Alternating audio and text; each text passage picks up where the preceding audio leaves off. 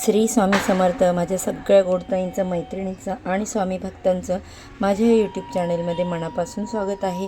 आजचा दिवस तुम्हाला सुखाचा, समाधानाचा, आनंदाचा आणि भरभराटीचा जावो हीच महाराजांच्या चरणी प्रार्थना करते आणि आपल्या आजच्या या नवीन व्हिडिओला सुरुवात करते. बघा, संकष्टी चतुर्थीच्या दिवशी गणपती बाप्पांची विधिवत पूजा केली जाते. गणेशाच्या पूजेसाठी चतुर्थी तिथीचे व्रत हे अत्यंत महत्त्वाचे व सर्वश्रेष्ठ मानले जाते. शुक्ल पक्षातील तिथीला ही विनायक चतुर्थी असते, तर कृष्ण पक्षातील तिथीला ही संकष्टी चतुर्थी ओळखली जाते. या दिवशी चतुर्थीची व्रत केल्याने, धार्मिक मान्यतेनुसार या दिवशी उपास केल्याने गणपती बाप्पा भक्तांच्या मनातील सर्व इच्छा, मनोकामना पूर्ण करतात. पण हे व्रत व हे उपवास करणं जरी शक्य नाही झालं तरी देखील घरात काही सेवा व उपाय करून आपण या व्रताची संपूर्ण फलश्रुती मिळवू शकतो.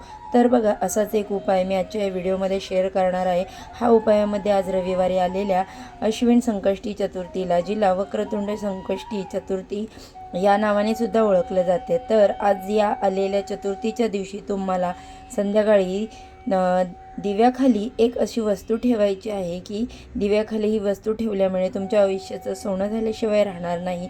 कितीही कर्ज तुमच्यावरती असेल तर या कर्जातून बाहेर पडण्याचा मार्ग तुम्हाला मिळेल. तसे धनप्राप्तीचे योग जुळून येतील आणि कितीही कठीणातील कठीण काम असेल, इच्छा असतील तर त्या पूर्ण होतील. तर हा उपाय अशा प्रकारे करायचा आहे. दिव्याखाली जी वस्तू ठेवायची आहे, नंतर त्या वस्तूचं तुम्हाला काय करायचं आहे ही संपूर्ण माहिती जाणून घ्यायची असेल तर व्हिडिओ स्किप न करता शेवटपर्यंत नक्की जरूर पहा.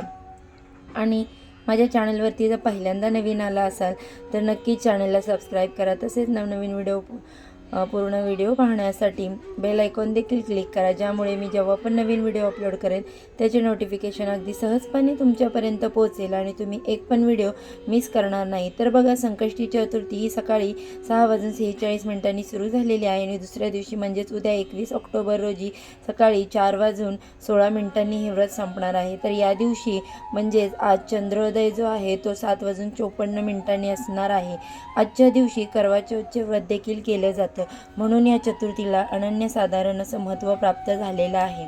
वैवाहिक स्त्रिया करवा चौथ हे व्रत पतीच्या दीर्घायुष्यासाठी किंवा अखंड सौभाग्य पतीला मिळावं यासाठी करतात. तसेच या दिवशी संकष्टी आले आहे, तसेच या दिवशी श्री गणेशाची सेवा, उपासना देखील केली जाते आणि घरामध्ये काही उपायही केले जातात.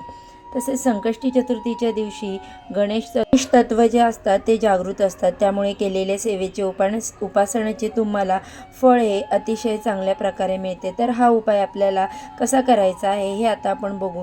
तुम्ही खूप कष्ट करताय, मेहनत करताय, तरी देखील तुमच्या आर्थिक अडचणी ज्या आहेत त्या दूर होत नसतील. मग तुम्ही खूप कष्ट करूनही पैसे कमवले तर जो पैसा आहे तो घरामध्ये फार काळ टिकत नाही. या कारणामुळे किंवा त्या कारणामुळे हा जो पैसा आहे घरात आलेला तो खर्च होत असतो.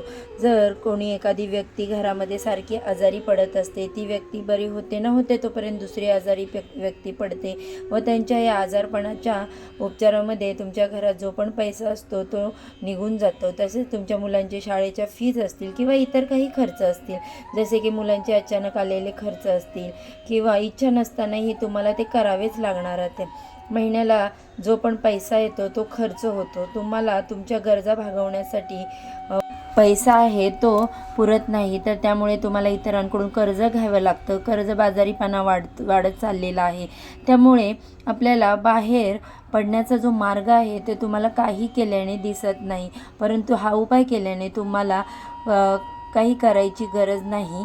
तर बघा, हा उपाय केल्यामुळे तुम्हाला कष्ट करायची गरज नाही आहे का?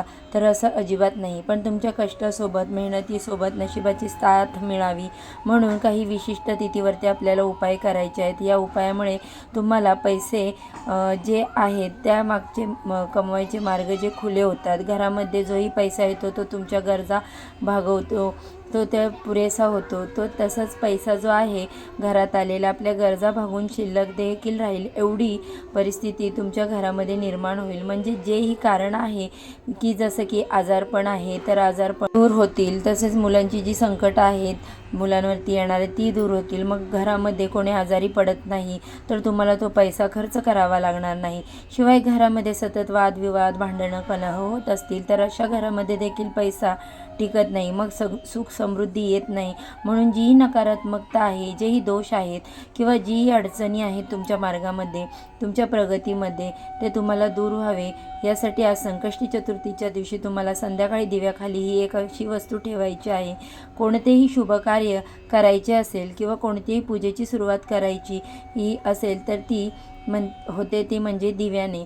दिवा हा मंगल्याचे प्रतीक आहे. दिवा लावून आपण लक्ष्मी प्राप्तीची सेवा करत असतो. म्हणून हा दिवा आपण प्रज्वलित करत असताना आपल्याला ही जी वस्तू आहे ती दिव्याखाली ठेवायची आहे. यामुळे आपल्या पैशाच्या संबंधित ज्या अडचणी आहेत त्या दूर होऊ शकतात. तर आता हा उपाय तुम्हाला करायचा आहे तो म्हणजे संध्याकाळी दिवे लागणीपासून ते रात्री 12पर्यंत तुम्ही कधीही करू शकता तुमच्या सोयीनुसार. ज्यांना दिवे लागणीच्या वेळेस उपाय करणं शक्य नसेल त्यांनी संध्याकाळी 7:30च्या दरम्यान हा उपाय केला तरीही चालेल. आता बघा, ही लक्ष्मी येण्याची वेळ असते. म्हणजे जेव्हा आपण घरामध्ये आपल्या दिवा लावत असतो ती लक्ष्मी येण्याचीच वेळ असते. बऱ्याच वेळेमध्ये बरेच जण बघा वर्किंग वुमन असतात, त्याच्यामुळे ह्या वेळेमध्ये त्यांना ह्या गोष्टी किंवा हा उपाय करणे शक्य नाही. तर तुम्ही रात्री 12पर्यंत हा उपाय कधीही केला तरी चालेल. तर नुसता हा उपाय करायचा का? तर नाही, यावरती आपल्याला एक प्रभावी सेवा देखील करायची आहे. तरच या सेवेचे तुम्हाला फळ मिळणार.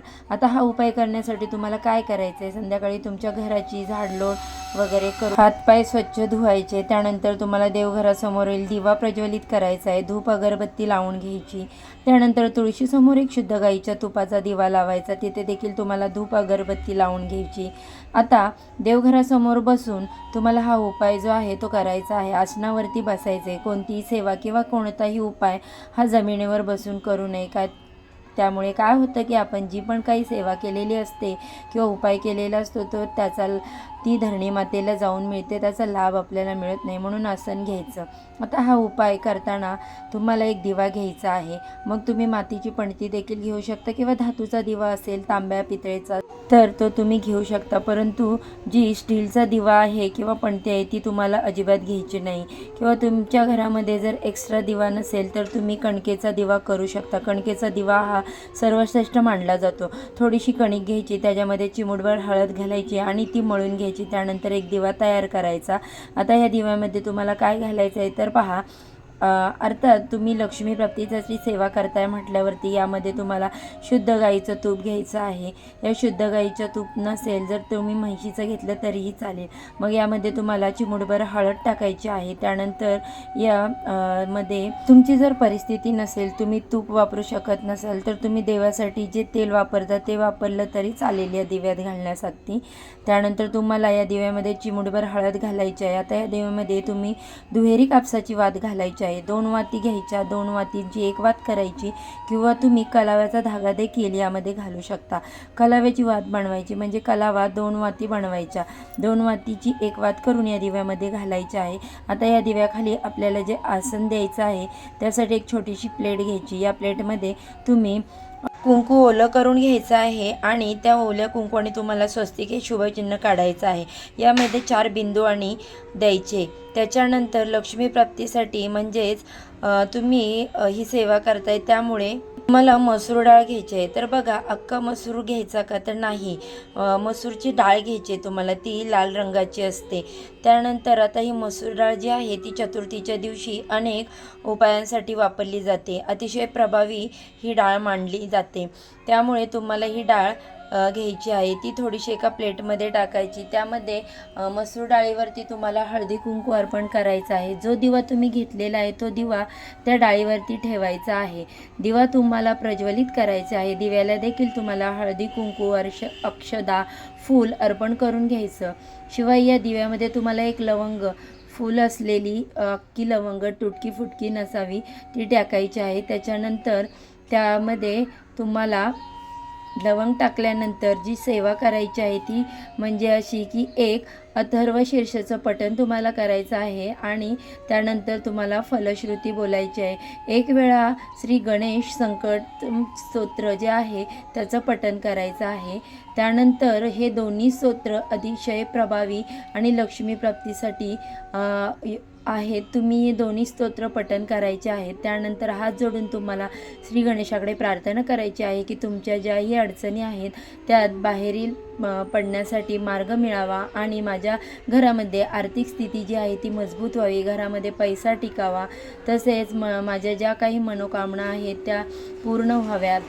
आणि त्यानंतर हा जो दिवा आहे तो सुरू राहील तेवढ्या वेळ सुरू ठेवायचा. त्यानंतर दुसऱ्या दिवशी सकाळी उठल्यानंतर अंघोळ वगैरे झाली की तो दिवा पूजेच्या आधी तुम्हाला काढून घ्यायचा आहे. त्या दिव्यामध्ये असलेली वात तुम्हाला निर्माल्यामध्ये टाकून द्यायची आहे. शिवाय ही लवंग देखील तुम्हाला निर्माल्यामध्ये टाकून द्यायचं. आणि या दिव्याखाली जी आपण लाल मसूरची डाळ ठेवली होती ती डाळ तुम्हाला काय करायची आहे तर ते जी डाळ आहे ती तुम्हाला ज्या घराजवळ जर एखादी गाईचा गोठा असेल तर त्या गोठ्यामध्ये जाऊन तुम्ही ती डाळ गाईला खाऊ घालू शकता, कारण गाईमध्ये 33 कोटी देवदेवतांचा वास असतो. आता गाय नसेल तर मग या डाळीचं काय करायचं तर तुम्ही तुमच्या घरामध्ये जो डाळीचा डब्बा आहे त्यामध्ये टाकून देऊ शकता किंवा धनधान्यामध्ये तुम्ही ते ठेवू शकता. यामुळे काय होतं की आपल्या घरामध्ये जे धनधान्य असते त्याच्यामध्ये वाढ होते आणि श्री गणेशाचे अखंड आशीर्वाद तुमच्या कुटुंबावर राहतात. तर असा हा अतिशय प्रभावी उपाय आज रविवारी संकष्टी चतुर्थीच्या दिवशी तुम्हाला करायचा आहे. तर चला याबरोबरच आजचा व्हिडिओ मी इथेच एंड करते. व्हिडिओ जर आवडला असेल, थोडा जरी हेल्पफुल वाटला असेल तर तो नक्की लाईक आणि शेअर करा, तसेच चॅनेलला सबस्क्राईब करा. चला तर मग उद्या अशाच नवीन आणि छान माहितीबरोबर पुन्हा भेटूया. सर्वांना श्री स्वामी समर्थ.